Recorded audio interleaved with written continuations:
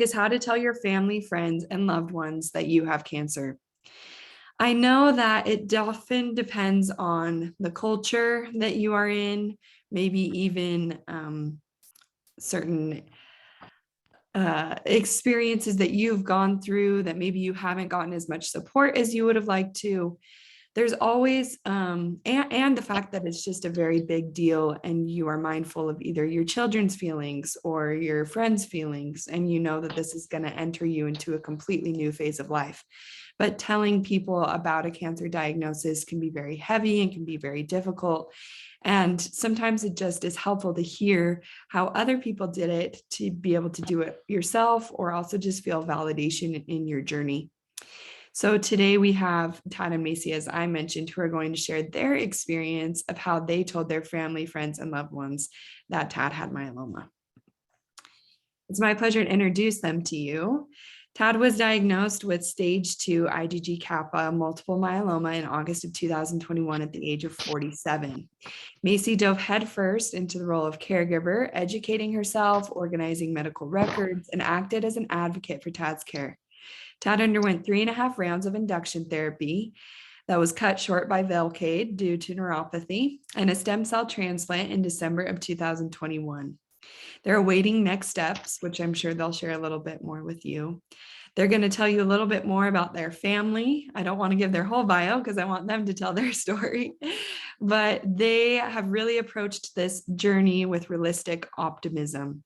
They faced hard things, and I'm really excited for you to hear from them about what they did to have a successful journey. With that being said, Tad and Maci, I'm going to turn the time over to you guys. Thank you. Yes, thank you so much. It's a pleasure to have this opportunity to really chat with all of you. And I definitely look forward to the open discussion at the end. But, Audrey and, HealthTree, thank you for this opportunity, really, for us to be able to go ahead and share our story.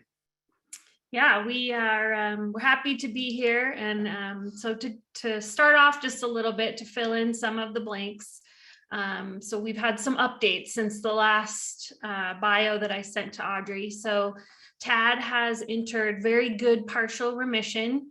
So from the beginning of his myeloma, it has decreased by 95 point something percent, which our doctors are very happy with. So like Audrey said, he went through 3.5 rounds of induction therapy and then stem cell transplant. We are now in the testing phase of potentially being part of a clinical trial. So he'll have Revlimid as maintenance, and then we're waiting to find out if he'll be selected to be to also receive daratumumab for his maintenance therapy as well. So we wait for that. So right now he's not on any medications for his multiple myeloma. It's nice to have a break from that. And then we, between us, have 5 kids. Tad and I are getting married in October. I was smart. I put a ring on it. And we've been together for a little bit over 3 years and had planned on getting married at some point, maybe when our kids were out of the house or something. And then when we found out his diagnosis, we decided that life is short and we wanted to have the party and make the commitment to each other in front of our friends. Yeah, let's celebrate today. Exactly. Yeah, so we have here, actually, I will share my screen. So we have created a presentation for you. Really, it was kind of an awesome opportunity for us to reflect on what we have been through in our process for telling our loved ones. And so we kind of created a step-by-step for you. So we're going to share that with you. I think Audrey has this that she can send out to you later on after the presentation if you'd like. And And what I'll share about this and add to what Maci talked about is really what we're going to go through as part of our journey. I mean, it happens quick, right? I mean, this is over 4 or 5 days that a lot of these things happen, right? From the time you find out that you have cancer and the digesting with the loved ones, et cetera. So as Maci said, it really gave us a chance to reflect of going, all right, what is the process we took? What did we find to be helpful? What did we get feedback from loved ones that they appreciated about us sharing? And maybe what would we do a little bit different? And so really this is our journey. And when we first found out, and I'll just kind of jump into this a little bit, sharing our story, is that, right, you go through the process of, I happened to just go to my doctor for an annual exam. And my doctor called up and said, hey, I need you to come back in for some blood work. It shows you're a little anemic. There's some proteins in your blood.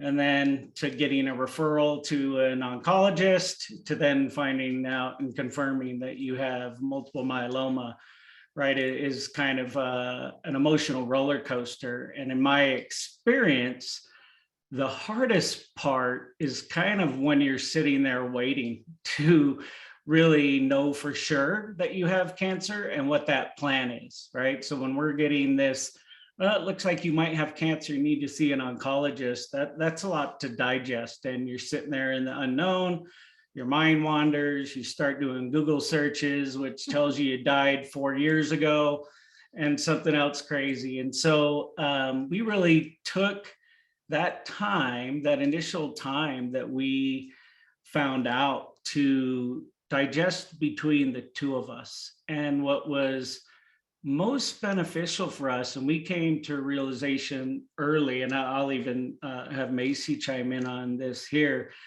is because there were so many different emotions, what we had to do is really allow us to have that space to feel them all, right? Be sad, so we cry together, we laugh together, we did the uncomfortable jokes about having cancer, we were scared.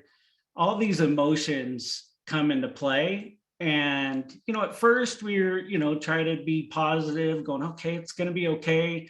But it started to feel like you're bright siding it a little bit. And so Maci, I'll actually ask Maci to share it a little bit, because she's the one that kind of stepped into this and goes, hey, wait a minute, let's give us space. So if you want to share your perspective. Yeah. So, like the first point is really just to allow yourself to feel. And so I was having all these emotions, and he would say, but we're going to be fine. We're going to get through this. And I'm like, no. I don't need that right now. I just need to feel this. I just need to feel that this is hard. And have you just listen to me? And then I think he was like, oh yeah, I need that too.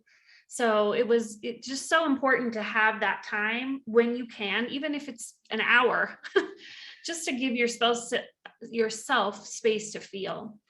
Yeah. And I think that was the most helpful part for us, right? It really gave us a chance to get through it, share with each other we were scared, and really start working through that process. And that really became the first step to be able to get to a point that you could even consider, right, starting to tell anybody else. And some of our intention as we went through this process is not to bring in people to that scary spot when you're still trying to figure out what's going on, which really leads to the next step. And what's funny about Maci and I is we really complement each other from a personality standpoint. I stay pretty even kill, and I don't stress. Maci makes fun of me because I could take a stressful situation and put it on a shelf and say, you know what, I'll just worry about that tomorrow, and it not bother me all day long. Where Maci is not the same way at all. No. Yeah, she wants answers now. She wants to dig into it. And so our personalities are completely different, which then really led to our next step, where I was going, all right, we'll go with it. We'll talk to the doctors. We'll figure it out. I'm not even going to look on the internet. I don't care. Right. We'll just figure it out. And Maci was the one who found HealthTree and all these other great resources. Yeah, so here, I mean, a big plug for HealthTree. They have just, you could spend hours and hours and hours, but it's very organized. So if you're in the space of like, how do I tell people, you can find a place to go for that. If you're like, what is multiple myeloma, there's a place to go for that. And so for me, because of my anxious brain, I needed to fill it with factual information. And that really was the next step. We did the Google searching, when we were in our scared phase, and that was like, okay, I cannot do this right now. This is not going to work. But as we started to process those feelings, I was like, okay, now I can look at this stuff. Now I'm getting to this place of acceptance, which we'll talk about in a second, but filling my head with factual information was very, very grounding for me, and very calming for me. And HealthTree has, there's a lot of resources out there, but I just found the HealthTree platform to be very easy to navigate and easy to get to the information. Yeah, and it really is that educating yourself on what multiple myeloma is, right? What is my treatment plan, right? Those are all, until you know that, it's just this super scary monster, right? And you have no idea what the outcome could possibly be. And so you could sit in that space of spinning. And so educating yourself, so for anybody that's on this call, like, you're doing great, Yeah. right? You're creating that opportunity to really learn a lot and educate yourself, and found that we were able to get to that point of acceptance, because then we understood, right? We talked to our doctor, and he helped us understand what was going on. But when we got to that place of acceptance, Maci and I talked about it. We haven't told anybody yet. And ironically, or things happen for a reason, right? Is I have a buddy that reached out to me, really close friend, said, "Hey, can we go grab a beer tonight?" And I'm like, "Sure." And Maci goes, "Are you going to tell him?" No, I'm not saying anything yet, right? And we go out for a beer, and as I'm sitting there having a beer, I realized, yeah, I need to tell him, right? Things happen for a reason. And it was my first time to say it out loud: I have cancer. And I choked up. I was in tears, trying to get the words out to share with them that I have cancer. But as we spoke and as we talked about it, and I was sharing them with what I know, and here's what's going to happen, and here's tests we still have, I really came to that place of acceptance where it's, okay, I have cancer. I don't know the outcome. I know I have a cancer I'm going to live with. It's not curable, it's treatable, all those types of things. But what the place I got to is I realized, you know what? Everybody I know knows how much I love them. And I don't have any debts I got to pay back to the devil, or any apologies I got to make. I was like, you know what? I'm good. And if my outcome is that my life is cut short, then I'm okay with it, right? I had a great life. I express how I feel, right? I was just comfortable with going, all right, here's the worst case scenario, that things get cut short. However, I was very positive and optimistic from what I learned, that actually I have a long road ahead of me, and I'll be doing great for a long time is the intention. And so that's when I came to the place of acceptance, going, I'm at peace. However, there are stories every single day about how people are living a long, healthy, normal life with multiple myeloma. And I was able to come to that acceptance. And so, as we kind of look back again, right, it was allowing ourselves to feel. It was then understanding what it was. And then the next step was really that place of acceptance. And once I was able to come to acceptance, right, and Maci, what I'll share is everybody has a different feeling. So when we get, we'll talk and share some stories about how we shared with our family, but everybody feels something different. right? The fear that I go through as the person being with cancer. Although the whole time I would look at Maci and go, I'm so glad I'm on this side of the fence. I do not want to ever have to be the caregiver for you. Like, I like this side of the path, even though I have cancer and that's not fun. I like this side of the path. But Maci had her own feelings. Yeah. So when he walked in the door from going out to beers with his friends, he's like, I'm good. Everybody I know knows how I feel about them. He's like, I'm like, I want some of that. How do I get that? Because I'm mad, I'm angry, I'm pissed off, I'm, sad. And like I said, we've been together for 3 years. We both, this is our second, will be our both of our second marriages. And I waited a long time for this man to come into my life. And I was pissed that I was going to maybe have to lose him sooner than I wanted to. But when he walks in with this attitude and I'm going, wait a second, how do I get that? I took my time to process. I did a lot of writing. I did a lot of processing with a friend, and really, like, very soon after that came to this realization that every moment that I spend thinking about not being with him is a moment that I'm missing being with him. And that to me was like this light bulb moment of like, okay, I'm in acceptance of where we are right now. I got really, really grounded. I got really, really calm. And from there, we both were kind of in the same place.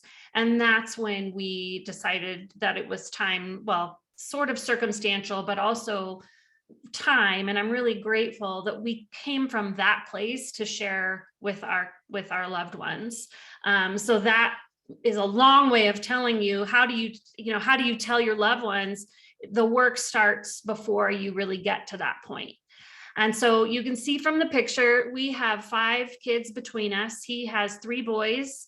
I have 2 girls. One short of the Brady Bunch. One short. She messed it up. No, we're good with 2 girls. So his oldest is 21. Mine is almost 20.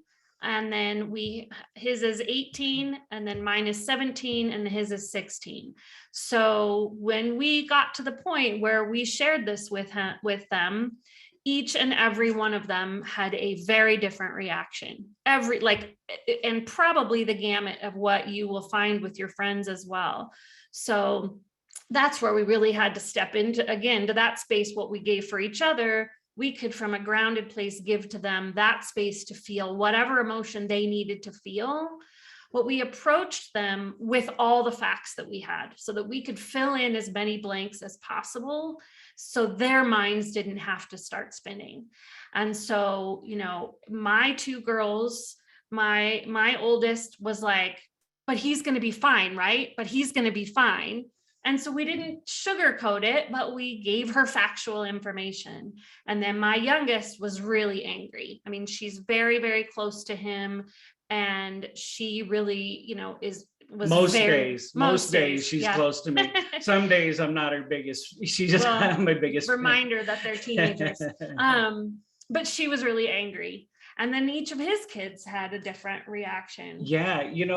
Yeah, each of my kids had different reaction, and mine got told kind of, as Maci said, our kids got told a little bit more circumstantial, because I was having severe back pain, which was it was like someone was tasing me in the middle of the night, from a dead sleep to just this extreme pain. And so that was when our oncology doctor said, go to the emergency room, we need to start a bunch more tests. And so I happened to be in the hospital a few days, and that needs to be explained to your kids while you're there. So it rushed the process for us. But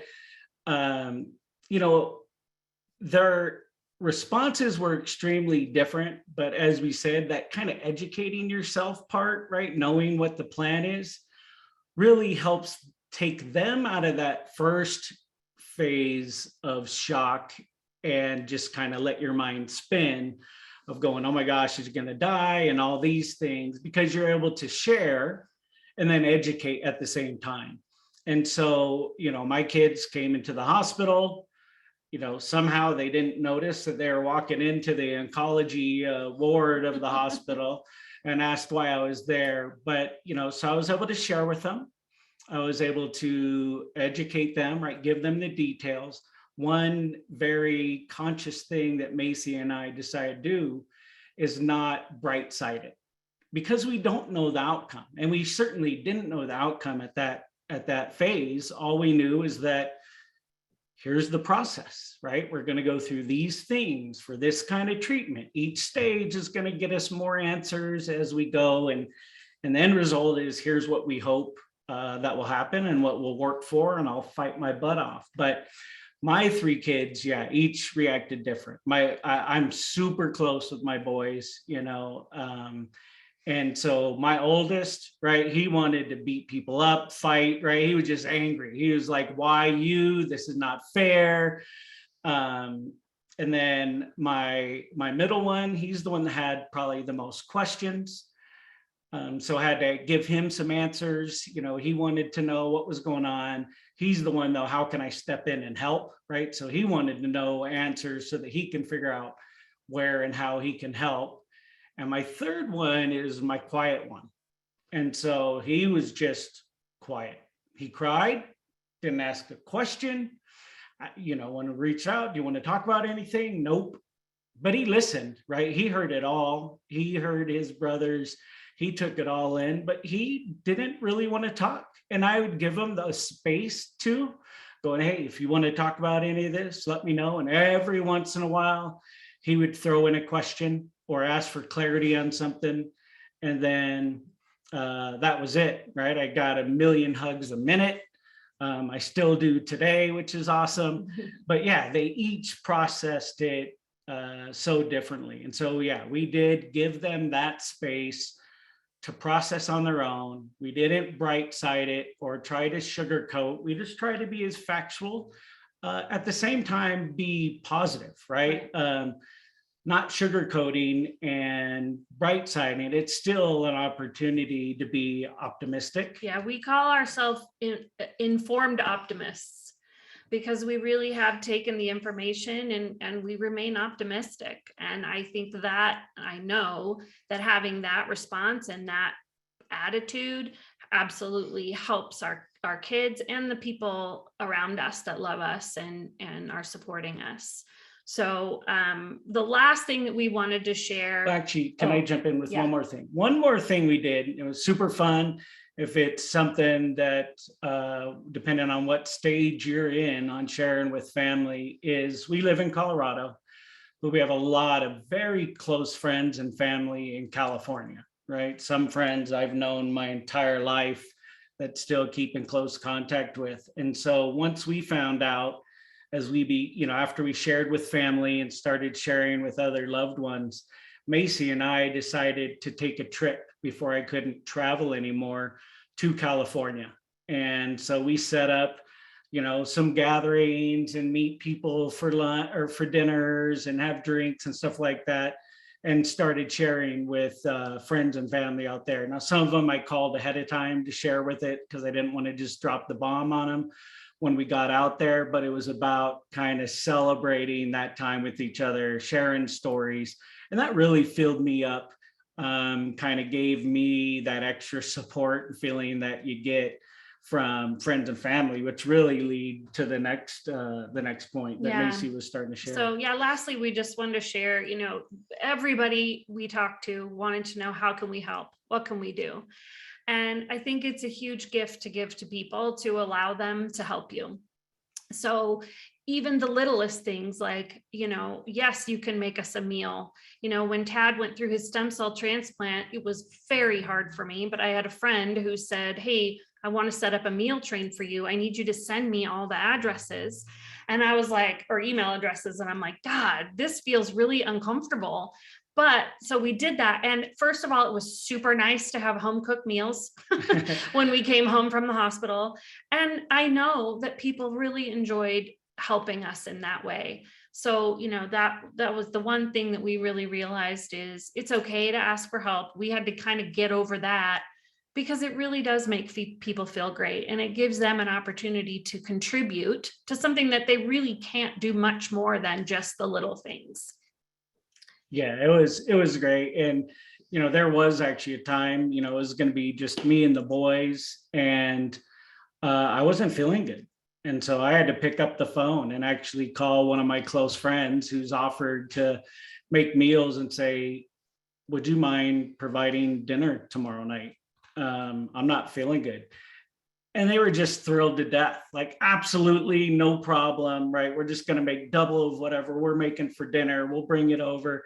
And it did. It made them feel good. And so, as Maci said, before we open it up to questions, is that, people want to help. And so our advice would be to accept it, show them your gratitude for helping, and it makes them feel like they're actually part of the journey with you. And with that, we'll turn it back over to you, Audrey, to open up for any kind of questions and answers. Okay.